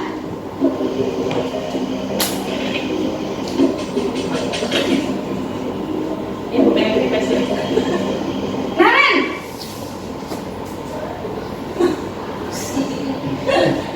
Selamat pagi Bu. Naren. Kamu kenapa terlambat lagi, nak? Ya Tuhan, Naren. Kamu senang ya bikin ibu susah ya? Kalau kamu terlambat lagi, nanti ibu yang ditegur bapak kepala sekolah, nak. Disangka ibu tidak bisa membina kamu. Duh, gimana ini? Dan curiga ibunya ini level Oscar aktingnya. Duh, Gusti Naren. Kamu suka ya kalau ibu ditegur bapak kepala sekolah? Sekarang ibu harus tulis apa ini di buku absen? Lambat loh. Ibu harus apa coba? Maaf Bu, maaf sekali. Ya sudah, lain kali jangan bikin merasa bersalah banget ya, kayak orang gagal. Aku tuh datang tempat waktu aja nggak bisa. Bisa jantungan kalau ibu tegur bapak kepala sekolah. Sana cepat ke kelas. Maaf ya Bu, maaf sekali. Posisi pembuat rasa bersalah berbicara dengan nada tenang, cenderung lembut. Namun kata-kata yang diutarakan membuat murid merasa menjadi orang yang gagal, memandang buruk dirinya sendiri, merasa tidak berharga, dan tidak sanggup membahagiakan orang lain. Ketika guru mengambil posisi pembuat rasa bersalah, murid akan menganggap dirinya yang bersalah dan ia akan menyimpan emosi negatif tersebut di dalam dirinya. Nggak pede nanti dia merasa jadi orang gagal. Nah, ini temen nih, kayaknya banyak yang begini. Jadi temen ya, favorit semua murid biasanya.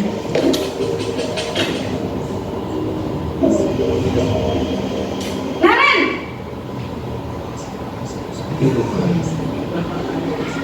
Berapa sih? Selamat pagi Bu. Wah, sudah jam berapa ini, nak? Terlambat lagi ya, sayang? Iya Bu, habis ibu saya lupa bangunkan saya Bu. Kamu malah menyalahkan ibu kamu. Kamu bukannya anak yang larinya paling kencang. Kok terlambat sih? Iya Bu, saya memang terlambat bangun tadi. Jadi biarpun saya lari kencang, tetap gak kekejar Bu. Ya sudah sana, nanti lain kali larinya lebih kencang lagi ya, biar gak terlambat lagi. Bikin seneng ibu, demi ibu, bisa kan? Bisa lah Bu. Ya sudah sana masuk kelas, Ibu beresin urusan absen kamu. Kamu ini ada-ada saja. Dalam posisi teman, kamu berbicara dengan nada suara ramah, akrab, cenderung bersenda Tapi jiwa. kita di sini nggak bisa ya Bu Happy ya kayak gitu. Ini nanti naik dari Wakasih sekarang di depan. Biar langsung kritik dong. Lebih ingat, karena ini masih dorongan eksternal, maka ada faktor ketergantungan dan Hati-hati ya, apalagi murid kita tuh banyak yang dikasih hati minta jantung. Dikasih jantung minta 2 ginjal, mau dijual kan ya? tapi karena kita otak. Nah, nggak punya otak. Oh ini enggak Bu, enggak ada yang Memantau. Kalau yang ini memantau, biasanya dia mengingatkan, kamu tahu kan peraturannya.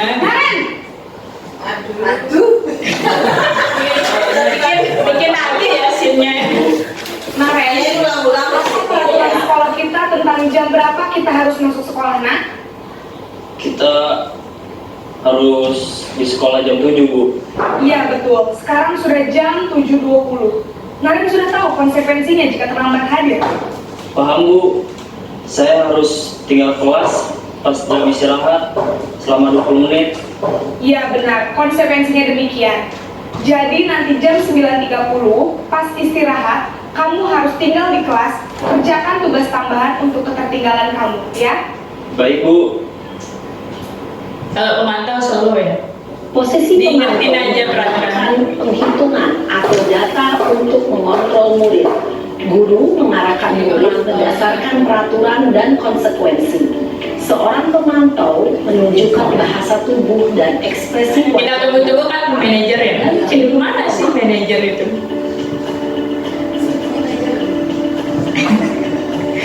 Kalau pemantau tinggal diingetin gitu ya. Nah ini terakhir nih yang tunggu-tunggu manajer kayak mana sih? Aduh, kita tunggu adegan aduhnya Naren ya.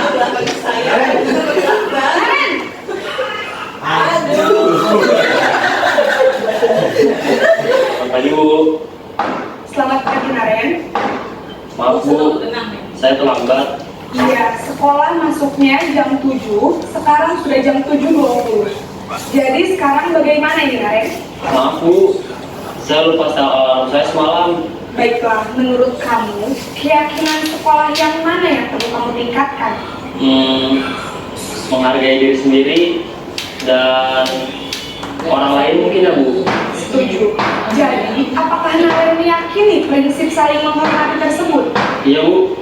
Saya meyakininya. Apakah Naren bersedia memperbaiki masalah keterlambatan ini? Bersedia, Bu. Bagaimana kamu akan memperbaiki masalah keterlambatan ini? Saya akan coba untuk tidak lupa menyetel alarm saya, Bu. Baik, kalau Naren lupa menyetel alarm di rumah, ada orang yang kira-kira bisa bantu mengingatkan tidak? Ada, Bu. Kakak saya, Kak Emma. Ada lagi selain Kak Emma? Selain Kak Emma, ada ibu saya. Baik, jadi yang mengingatkan Naren adalah Kak Emma dan ibu kamu ya? Kira-kira akan mulai setel alarm kapan nih, Naren? Setelah pulang sekolah, akan segera saya lakukan. Baik, jadi Naren akan setel alarm untuk bangun besok pagi dan akan diingatkan oleh kakak dan ibunda Naren ya. Ada lagi yang mungkin perlu dilakukan, Naren? Agar tidak terlambat bangun lagi. Tidak ada, Bu. Baik, Naren. Terima kasih untuk kerjasama kamu. Sekarang kamu perlu kembali ke posisi Terima kasih. Uang jangan Pertama bersikap positif, yaitu murid yang mandiri, bertanggung jawab, dan dapat memecahkan masalah. Tujuan dari posisi ini adalah agar murid dapat berefleksi atas tindakannya. Guru akan dengan tulus memberikan pertanyaan-pertanyaan bermakna, sehingga membuat murid dapat belajar dari kesalahannya dan mencari sebuah solusi untuk menyelesaikannya. Ibu dan Bapak guru hebat, setelah mengamati adegan kelima posisi kontrol tadi, kira-kira posisi mana yang paling ideal? Posisi mana yang dapat menunjang motivasi intrinsik murid? Yang mana Bapak Ibu? Aslinya manajer ya? Iya. Karena kan di posisi manajer tuh kita sama siswanya diskusi, nyari solusi sama-sama. Tapi ini kan kondisi ideal ya. Bandingkan sekarang dengan kita di sini sekarang. Oh, tidak bisa. Tadi saya dengan bisik-bisik. Nah, tapi namanya juga apa ya, budaya positif, disiplin positif. Mau nggak mau, kita suka tidak suka selalu berusaha biar posisi kontrolnya itu ada di manajer. Sekali-sekali nggak apa-apa di teman, tapi kayak bahasa Balinya nongosang gitu ya. Jangan mentang-mentang teman gitu kamu kita nggak ada batasannya sama sekali. Nanti ada kayak dikasih hati minta jantung seperti itu nanti. Kadang-kadang memang kita perlu jadi penghukum, tapi lebih banyaknya, lebih idealnya kita harus jadi yang manajer. Baik Bapak Ibu, sebelum saya akhiri untuk mengingatkan itu ya, lebih memahami lagi, saya ada soal.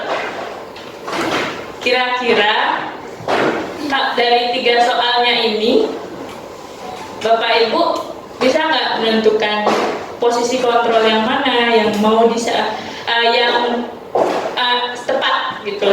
Nomor 1, saya kecewa sekali dengan kamu, ini posisinya yang mana ya? Memberi rasa bersalah. Iya, pemberi rasa bersalah. Yakin Bapak Ibu? Saya kecewa sekali dengan kamu gitu ya. Jadi seakan-akan siswa itu sudah memberikan kita penderitaan yang sangat hebat sekali ya. Jadi harapannya dia mau ada rasa bersalahnya gitu ya. Ini pedalam mana Bu Witari, jadi wali saya ngurusin saya gen gitu. Karena sampai segitunya gurunya ngomong kecewa sekali gitu. Nomor 2, kamu nggak pernah benar ya ngelakuin sesuatu gitu. Penghukum. Gimana? Penghukum. Udah ya, setuju? Iya, penghukum.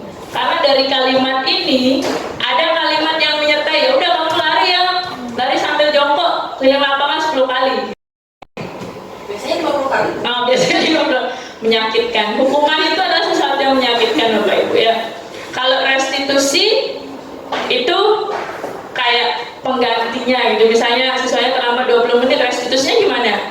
Ya nggak, harusnya yang relevan, nggak bersihin WC ya, tapi dia harus menggantikan 20 menitnya itu untuk mengejar ketertinggalan gitu ya. Tapi kalau hukuman pasti lebih menyakitkan, dia suruh lari lah, bersihin WC yang ada tisunya banyak, kacakan gitu ya. Yang ketiga, ayolah, iya teman ya demi saya. Kan kita temenan, kamu ingat gak? Saya dulu kan udah bantu kamu banyak. Ayo dong demi saya gantian kita. Pinjam dulu 100 gitu.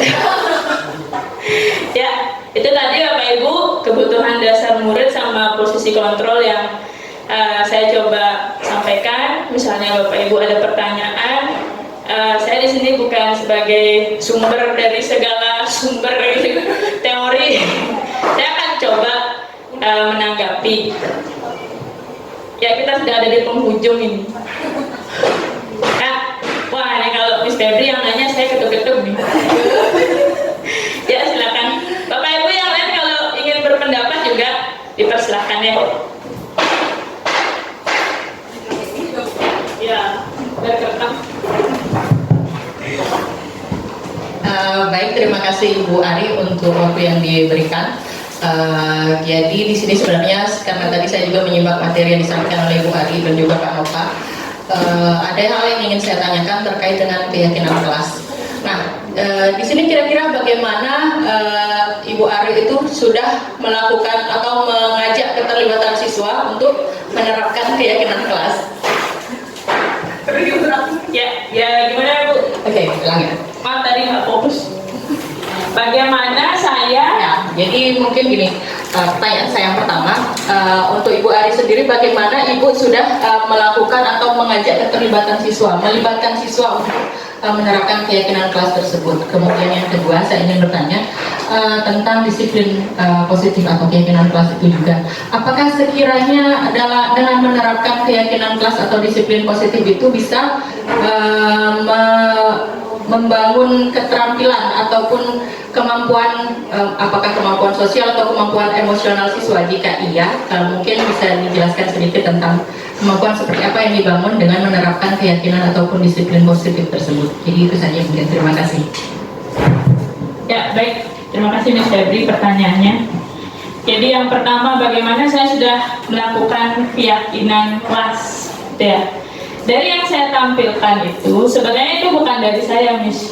Jadi ketika akan membuat sebuah keyakinan, itu kan teorinya ya langkah-langkahnya dari dari peraturan-peraturan dulu nih.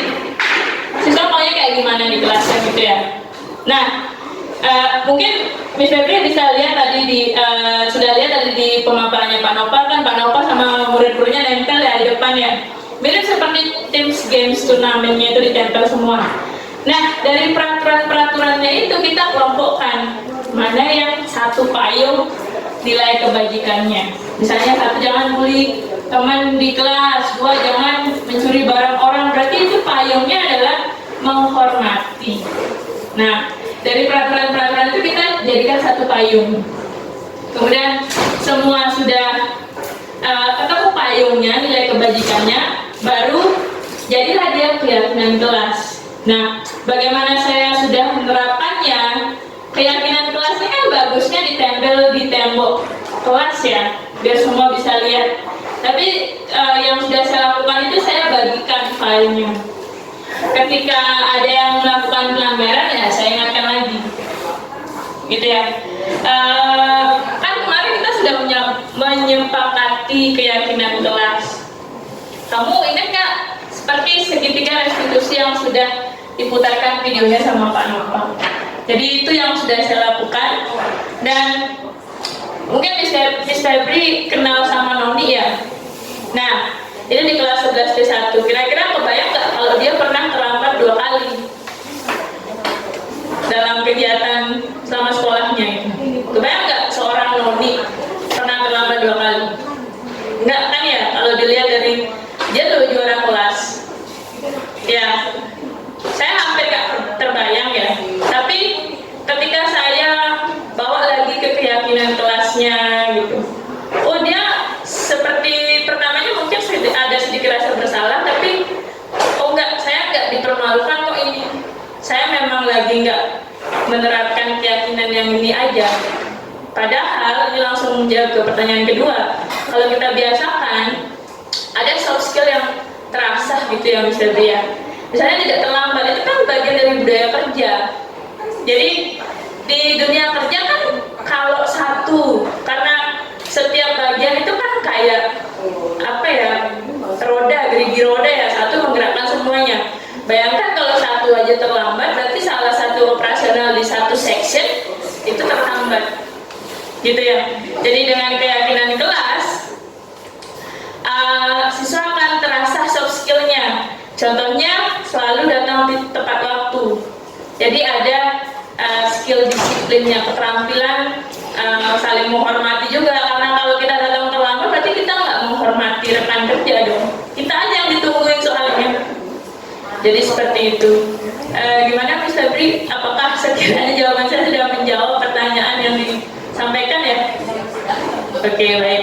Ada lagi Bapak Ibu? Ibu-ibu, Bapak, Ibu-ibu.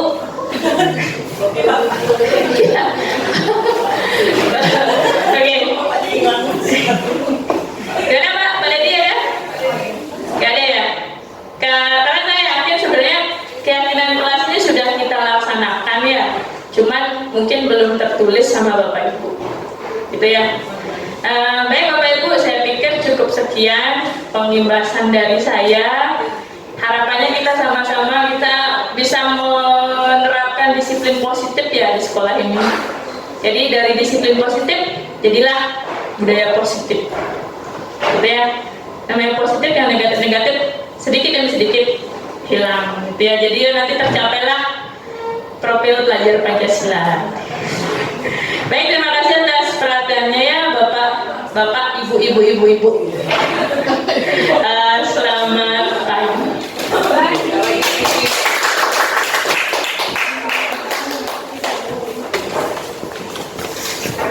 Ya, sebenarnya saya berangkat pembawa acara juga ya. Pak Bapak ada yang mau disampaikan? Ya, karena sudah tadi kita lalui bersama kurang lebih 2 jam ya. Harapannya sih ada hal 1-2 hal gitu yang bisa Bapak Ibu petik dari kegiatan hari ini. Mohon maaf menyita banyak waktu Bapak Ibu. Bapak Ibu sekarang bisa melaksanakan atau melanjutkan aktivitasnya seperti semula ya. Terima kasih banyak. Saya akhiri dengan para Santi. Om Santi, Santi, Santi.